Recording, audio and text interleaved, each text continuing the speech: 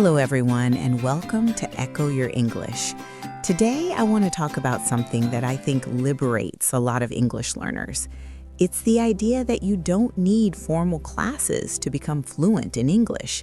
You don't need expensive courses. You don't need to enroll in language schools. You can design your own learning path and teach yourself English effectively. Now, before we go further, let me be clear about something. I'm not saying formal classes are bad. They can be helpful for some people, especially beginners who need structure and guidance. But formal classes are not the only way. And for many learners, they're not even the best way. The truth is, some of the most fluent English speakers I know never took formal classes. They taught themselves using free resources, discipline, and smart strategies. They created their own curriculum. They found their own teachers in the form of podcasts, books, and conversation partners, and they succeeded. Why am I telling you this? Because I want you to know that you have options. If you can't afford classes, you can still become fluent. If classes don't fit your schedule, you can still learn effectively. If you prefer learning independently, you can absolutely do that. The key is having a system. Self-directed learning isn't about randomly watching YouTube videos and hoping you improve. It's about creating structure, setting clear goals, tracking progress, and holding yourself accountable. It's about being your own teacher. Today, I'm going to show you exactly how to do this. Let's begin. The first thing you need to understand is that learning without classes requires a mindset shift. In a classroom, someone else is responsible for your learning. The teacher decides what you learn, when you learn it, and how you practice. Your job is just to show up and follow instructions. But when you teach yourself, you become responsible for everything. You are the teacher and the student. This is both empowering and challenging. The empowering part is obvious. You have complete freedom. You can learn what interests you at your own pace on your own schedule. You can focus on the skills you actually need instead of following a generic curriculum designed for everyone. But here's the challenging part. You need self-discipline. Nobody is going to check if you studied today. Nobody is going to assign homework or give you deadlines. Nobody is going to motivate you when you don't feel like practicing. That's all on you. This is why many people fail at self-directed learning. It's not because self-teaching doesn't work. It's because they lack the discipline and structure to make it work. They start enthusiastically, but without accountability, they gradually stop practicing. 3 months later, they've made no progress, and they blame the method, not their lack of consistency. So before you commit to learning English without classes, ask yourself honestly, can I be disciplined? Can I create structure for myself? Can I hold myself accountable even when nobody is watching? If the answer is yes, self-directed learning can be incredibly effective. In fact, it can be more effective than classes because you're learning exactly what you need, not what a standardized curriculum thinks you should learn. If the answer is no, that's okay too. You might need external accountability, at least in the beginning. Maybe you need a study partner, an online tutor once a week, or a learning community that checks your progress. Be honest with yourself. Self-awareness is the first step to successful self-directed learning. Now, let's talk about how to create your own English curriculum. When you don't have a teacher or a school deciding what you learn, you need to make those decisions yourself. And those decisions should be strategic, not random. The foundation of any language curriculum has 4 main components: input, output, feedback, and consistency. Let me explain each one. Input means consuming English. This includes listening and reading.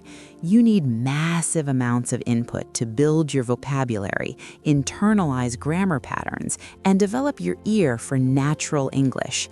Think of input as feeding your brain English data. The more quality input you get, the more material your brain has to work with. For listening input, use podcasts like this one, YouTube videos, audiobooks, TV shows, movies, and music. The key is choosing content that's slightly above your current level, but still understandable. If you understand about 70 to 80%, that's perfect. If you understand everything easily, it's too easy. If you understand less than 50%, it's too difficult.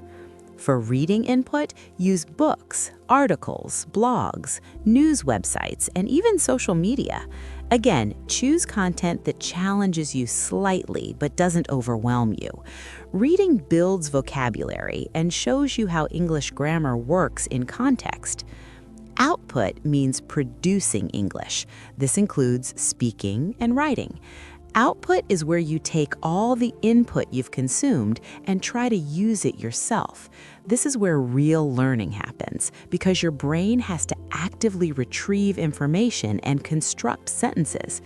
For speaking practice, talk to yourself daily. Describe what you're doing. Explain concepts you understand. Answer imaginary interview questions. Record yourself and listen back. Join language exchange apps and practice with real people. The key is daily speaking, even if nobody is listening. For writing practice, keep a journal in English. Write about your day, your thoughts, your goals. Comment on English posts online. Write emails to yourself. Join online forums and participate in discussions. Writing helps you organize thoughts and notice your mistakes. Feedback is how you know if you're improving. When you learn alone, getting feedback is challenging but not impossible. For pronunciation, compare your recordings to native speakers. For writing, use grammar checkers like Grammarly, or ask native speakers in online communities to review your work. For comprehension, test yourself with quizzes or try explaining what you learned to someone else. Consistency is the most important component. Studying 3 hours every Sunday won't work as well as studying 30 minutes every single day. Your brain learns through repetition and regular exposure. Daily practice, even if short, is non-negotiable. Create a schedule and stick to it like it's a job. These 4 components, input, output, feedback, and consistency, form the backbone of your self-directed curriculum. Every activity you choose should fit into one of these categories. Let's get practical. What specific free resources should you use, and how should you use them effectively? There are thousands of options out there, which can be overwhelming. So let me give you a curated list of resources that actually work. For listening practice, podcasts are gold. Start with podcasts designed for learners like Echo Your English, then gradually move to native-level podcasts about topics you care about. The beauty of podcasts is you can listen while commuting, exercising, or doing chores. Make listening a daily habit. YouTube is another treasure. Watch educational videos, interviews, documentaries, or content creators in your areas of interest. Use English subtitles if needed, but try to wean yourself off them gradually. For reading practice, use free websites. News sites like BBC or NPR have articles on every topic. Medium has thousands of blog posts. Project Gutenberg offers free classic books. Reddit has communities discussing every imaginable subject in English. Start with topics you already know about, then expand to new areas. For speaking practice, this is where many self-learners struggle because speaking alone feels unnatural, but it works. Set a daily 5-minute speaking session. Use your phone's voice recorder. Talk about your day, explain a concept, describe a picture, or answer random questions you find online. The act of forming sentences and speaking them aloud is what matters. For conversation practice with real people, use language exchange apps. HelloTalk, Tandem, and Speaky connect you with native English speakers learning your language. You help them, they help you. It's free and mutually beneficial. Don't be shy. Most people on these apps are friendly and patient because they're learners too. For writing practice, start a blog or private journal. Write daily, even just a paragraph. Focus on expressing ideas clearly, not perfectly. Join English learning communities on Reddit or Facebook where you can post writing and get feedback from other learners and native speakers. For vocabulary building, don't buy expensive apps. Use Anki, a free spaced repetition system. Create your own flashcards with sentences, not isolated words. Review daily. Or use Quizlet, where millions of users have already created vocabulary sets you can study for free. For grammar, don't buy textbooks. Websites like English Grammar Online, Perfect English Grammar, and Grammarly blog offer free, comprehensive grammar explanations with exercises. When you encounter a grammar point you don't understand, search for it online. You'll find multiple free explanations and examples. For pronunciation, use YouTube channels dedicated to pronunciation like Rachel's English or English with Lucy. Watch how native speakers form sounds. Record yourself and compare. Use apps like Elsa Speak or Youglish, which show you how words are pronounced in real contexts. The key insight here is this: everything you need to learn English is available for free online. The limitation isn't resources. The limitation is your ability to organize these resources into a coherent system and use them consistently. That's the real challenge of self-directed learning. Having resources isn't enough. You need a schedule. Without structure, you'll waste time bouncing between activities without making real progress. Let me show you how to create a realistic, sustainable study schedule. First, determine how much time you can realistically dedicate to English each day. Be honest. Don't say 2 hours if you know you'll only manage 30 minutes. It's better to commit to 30 minutes daily and actually do it than to commit to 2 hours and constantly fail. Once you know your time, divide it among the 4 skills: listening, reading, speaking, and writing. A balanced approach might look like this. If you have 1 hour daily, spend 20 minutes on listening input, 20 minutes on reading input, 15 minutes on speaking output, and 5 minutes on writing or vocabulary review. But here's the thing, you don't have to do everything every day. You can alternate. Monday, Wednesday, Friday could be speaking-focused days. Tuesday, Thursday could be writing-focused. Every day includes some input because input is the foundation, but output can rotate based on your schedule and energy levels. Create a weekly plan. Write it down. Put it in your calendar. Treat it like an appointment you cannot miss. This is where most self-learners fail. They keep their study time vague and flexible, which means it never happens. Make it concrete. Now, tracking progress is crucial because it keeps you motivated and shows you what's working. Create a simple spreadsheet or use a notebook. Each day, log what you studied and for how long.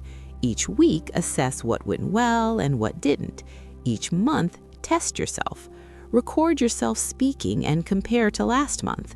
Read an article and see if it's easier than a month ago. Write a paragraph and check if you're making fewer grammar mistakes. Progress in language learning can feel invisible because it's gradual, but when you track consistently, you can look back and see concrete improvement. This is incredibly motivating during times when you feel stuck.